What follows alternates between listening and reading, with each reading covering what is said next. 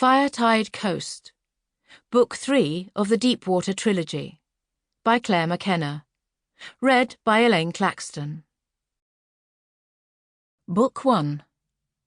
The Shore. Chapter 1. Blood on the Ebbing Tide. Blood on the ebbing tide, like an old regret remembered during a long night.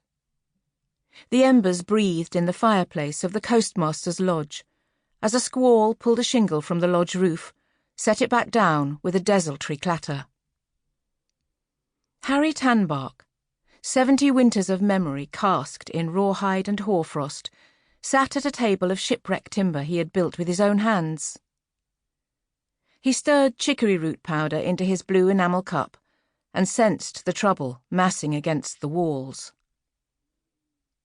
After 40 years as coastmaster, he knew the Firetide coast better than the hidden corners of his own head, and something in the fallen evening set the air off-kilter. A whiff of malfeasance on the breeze, the way a rotting carcass on shore will invoke bad magic and ill omens. The living scent crawled beneath the eaves, settled into the corners of the lodge.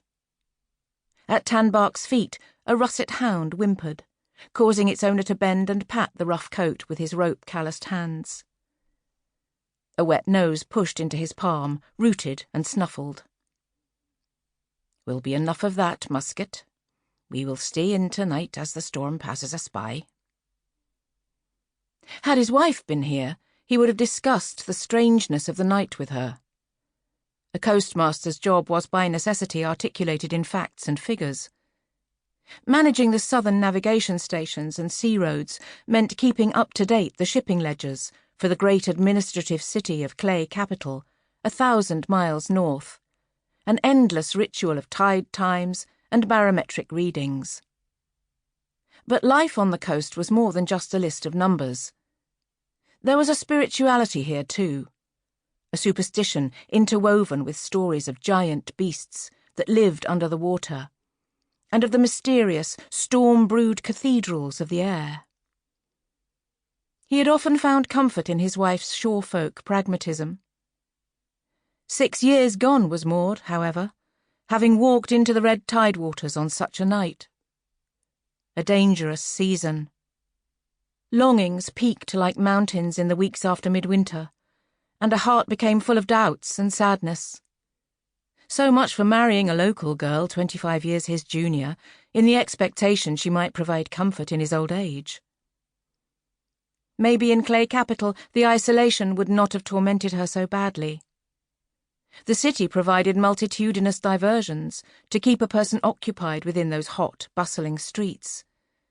Not so much in South Lyon, where the time between seeing another human face could be weeks, or months, and where the spirits of the sea whispered their love songs.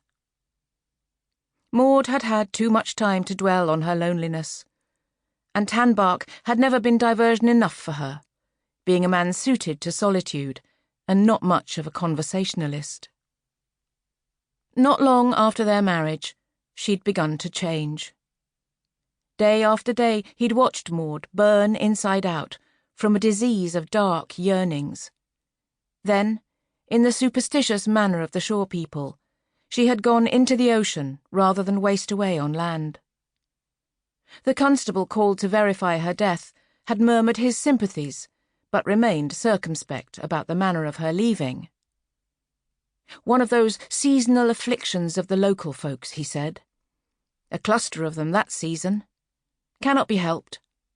The firetide gets into their heads sometimes. Musket whimpered again, turned a circle.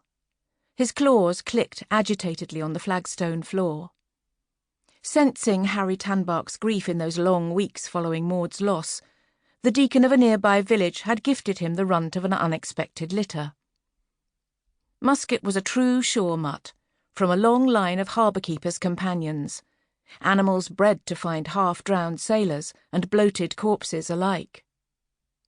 Tonight, those old rescuing instincts made the animal fret. "We mustn't go out. Listen to that wind, dog." Sample complete. Ready to continue?